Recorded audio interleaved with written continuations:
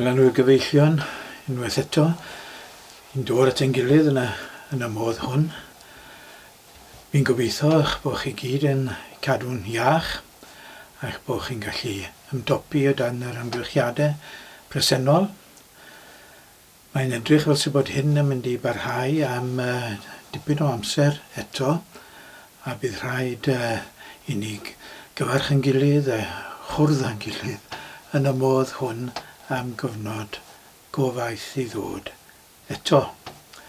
Gofalwch am eich hunain os gwelwch yn dda. Un gwahaniaeth mawr rhwng nawr a nôl ddechrau llynedd pan ddechreuodd y cyfnod clo cyntaf yw'r ffaith erbyn hyn i ni gyd yn gwybod am lot o bobl sydd wedi cael y feirws hwn, y Covid-19.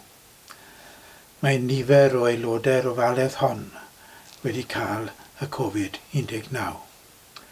Nifer o aelodau ein teulu ni a theuluoedd eraill wedi cael y Covid-19. Mae hwnna'n wahaniaeth mawr ac mae'n gwneud ni yn llawer mwy gwyliadwrus gobeithio ac yn barotach i cydweithio a rhai sydd yn ymdrechu i'n hamddiffyn ni ac i amddiffyn ein cymdeithas ni hefyd. Pob bendith ar ei hymdrechion a pob bendith arnoch chithau wrth eich bod chi yn mynd i'r afel a'r cyfnod anodd hwn. Sôn am gyfnod anodd, mae nifer o bobl yn gofyn i fi o bryd i'w gilydd pam bod deall y Beibl yn waith mor anodd. Wrth bod nhw'n gwrando ar amryw bregethau ac yn astudio dros nhw eu hunain, maen nhw'n sylweddoli bod angen arweiniad a help arno ni wrth ein bod ni yn wneud y gwaith hwnnw. Dyna waith pregethwr, wrth gwrs, a gweinidog yw helpu i bobl i ddeall yr ysgrythurau yn well. Dyna yw'n cyfrifoldeb ni, dyna yw'n gwaith ni. Dyna pam gaethon ni'n haddysgu yn y modd y gwneithbwyd. Dyna pam i ni yn addysgu'n hunain o hyd ac o hyd yn y maes hwn. Yn ein traddodiad anghydffurfiol ni, yr hyn sydd yn digwydd wrth gwrs yw bod cynulleidfa neu cynulleidfaoedd fel yn achos yr ofaledd hon yn neilltuo un person o'i plith i rhoi yr arweiniad iddyn nhw. Ac maen nhw'n cydnabod y person hwnnw yn ariannol fel bod y person hwnnw yn gallu byw ei fywyd yn weddol fach o gyfforddus beth bynnag.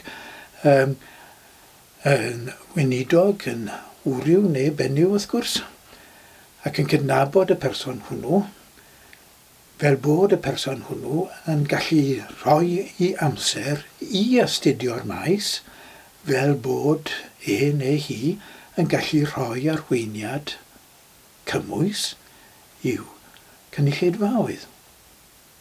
Dyna yw yn cyfrifoldeb ni. Felly, i ni weinidogion yma i'ch helpu chi. Dyna un peth mae rhaid i bwysleisio.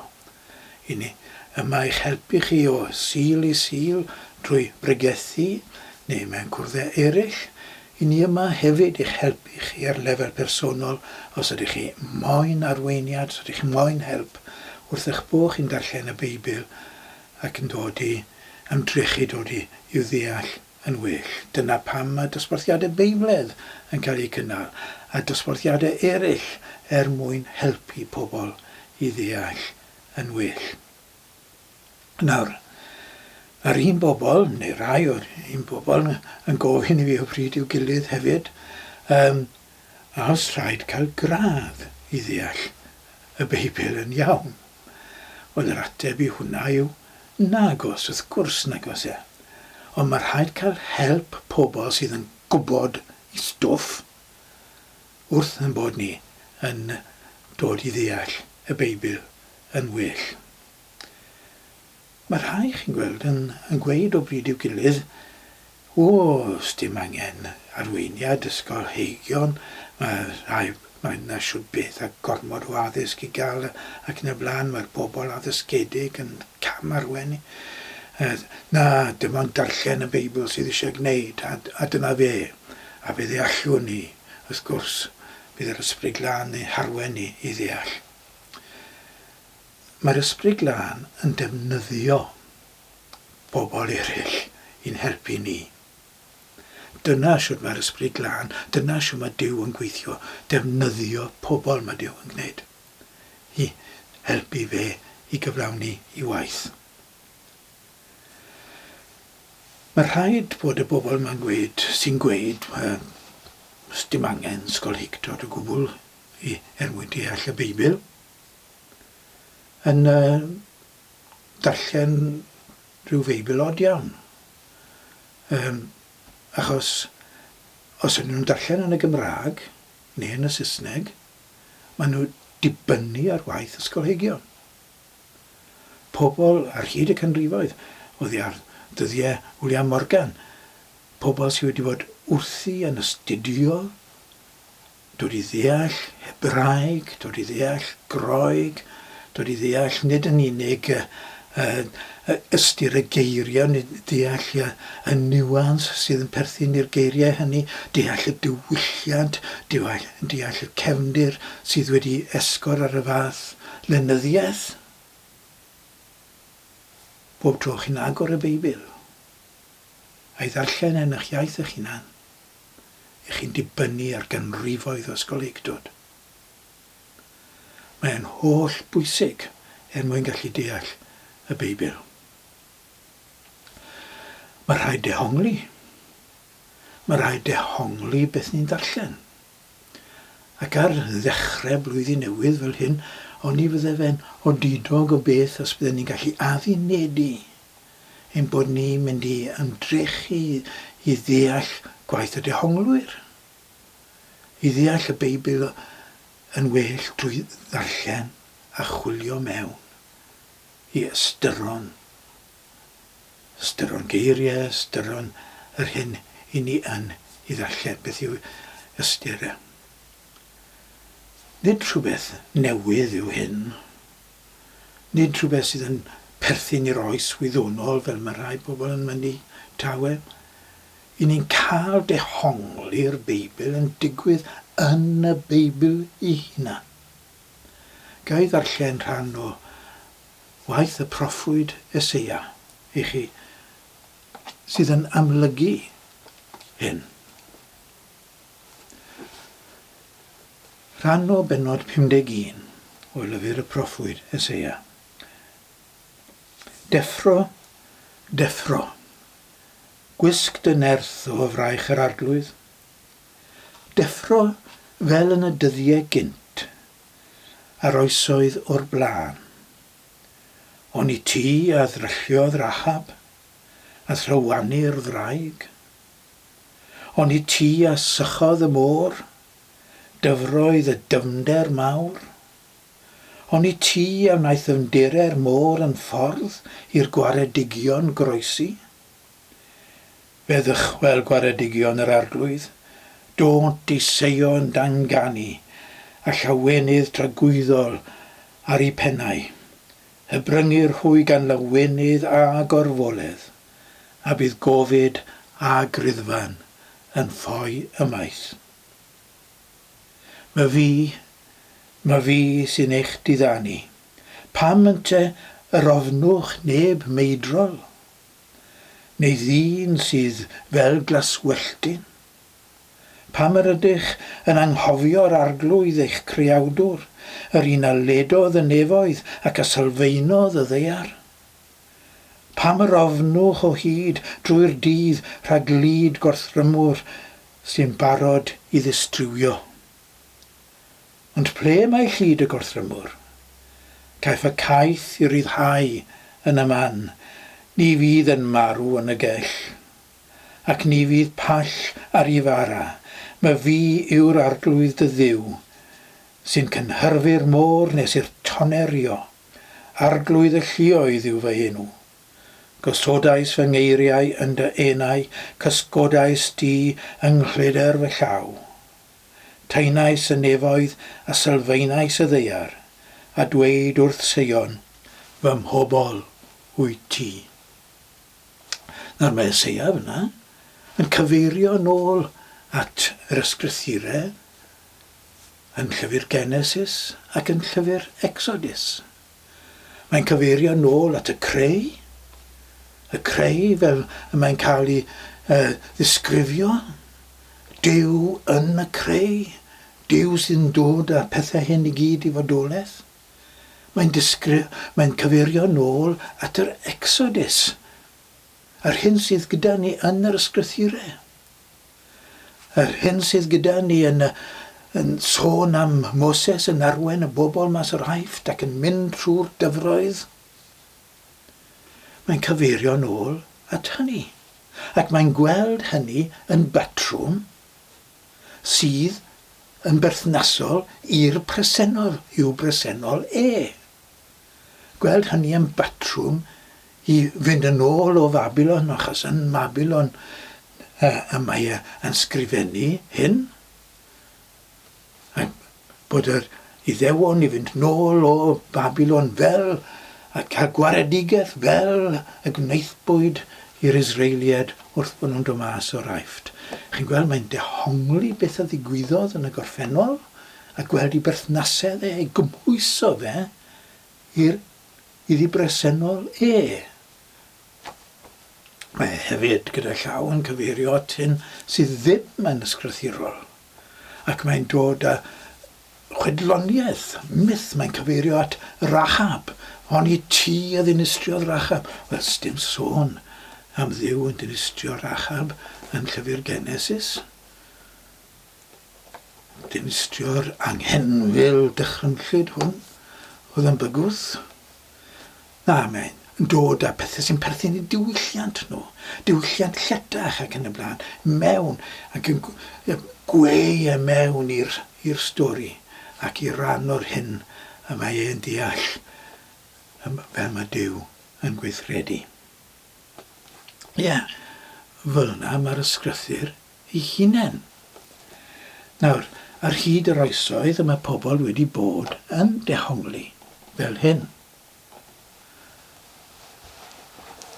Yn yr oesoedd canol oedd ysgolheigion, pobl oedd yn dehongli'r ysgrythurau yn pwysleisio bod yna 4 ffordd, 4 haen o ddehongli yn bodoli. Ond yn sôn am y dehongli llythrenol i ddechrau, y stori. Dyma'r stori, dyma beth ddigwyddodd. Ac yna yn dilyn hynny y dehongli moesol. Yr hyn mae'r stori'n gyfleu ynglyn â'r foeseg. Cymerwn ni stori yr Exodus fel enghraifft o fe. Yr hyn ddigwyddodd, amser ni'n darllen y stori yw bod Moses wedi arwain y bobl mas o'r Haifft. Ac wedi mynd trwy'r môr coch, ac yna mae'r stori mynd mlaen, mae Joshua yn arwain y bobl wedi ni trwy afon Iorddonen mewn i wlad Canan. Dyna'r stori o'r waredigaeth. Yna mae edrych arno fe fel o safbwynt moesegol. Yr un stori, beth sydd yn digwydd? Mae caethiwed yn wrong, yn anfoesol. Mae caethiwo pobl yn anfoesol a dymuniad Duw i'w rhyddhau pobl. Dyna beth mae Duw yn moyn gwneud. Felly, i ni'n casglu bod yr hyn a ddigwyddodd i'r Israeliad yn yr Haifft yn wrong. Yna mae edrych arno fe o safbwynt ysbrydol. Mae gweld rhywbeth dywnach eto. A mae caethiwed yn yr Haifft yn golygu hefyd caethiwed yn yn plith ni, caethiwed i bechod. Caethiwed i pethau sydd yn wrong.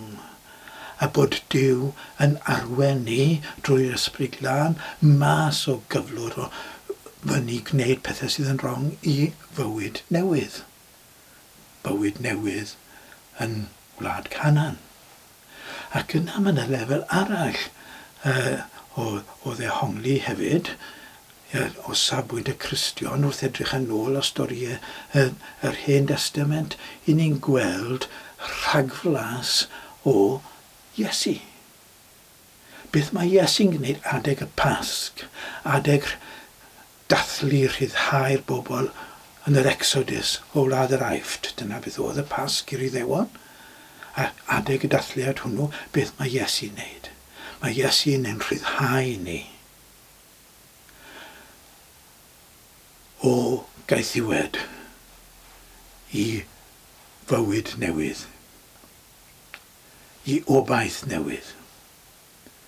I ni'n gweld rhagflas o'r hyn sydd yn digwydd yn hanes Iesu yn yr Hen Testament. Fel yna, erbyn yr oesoedd canol, oedd ysgolheigion yn mynd ati i ddehongli. Mae'r ffordd yna yn ffordd sydd yn help, a mae wedi bod yn help i fi beth bynnag, i ddehongli o hyd. Ond erbyn heddi, wrth gwrs, mae mater llawer dyfnach na hynny, ac ni'n dibynnu ar waith ysgolheigion eto. Pobl sydd wedi astudio'r cyfnod i ni allu deall, nid yn unig deall ystyr y geiriau a deall mae'r stori yma yn digwydd, ond beth oedd arwyddocad y stori yn y cyfnod ysgrifennwyd e. At bwy ysgrifennwyd y stori a siwd o'n nhw'n dehongli beth o'n nhw yn glywed. Siwd y pobl yn dehongli beth oedd Iesu yn ei ddweud. Siwd oedd Iesu yn cyfarch nhw yn eu diwylliant nhw. Siwd bydden nhw'n dehongli geiriau yr arglwydd Iesu. Gai gymryd un enghraifft bach, ychydig o eiliadau. Mae Iesu'n gweud yn y Bregaeth ar y Mynydd yn y Gwynfydau, gwyn i byd y galarwyr, oherwydd cant wy i cysuro. Gwyn i byd y galarwyr. Nawr, siwd mae dehongli hwnna?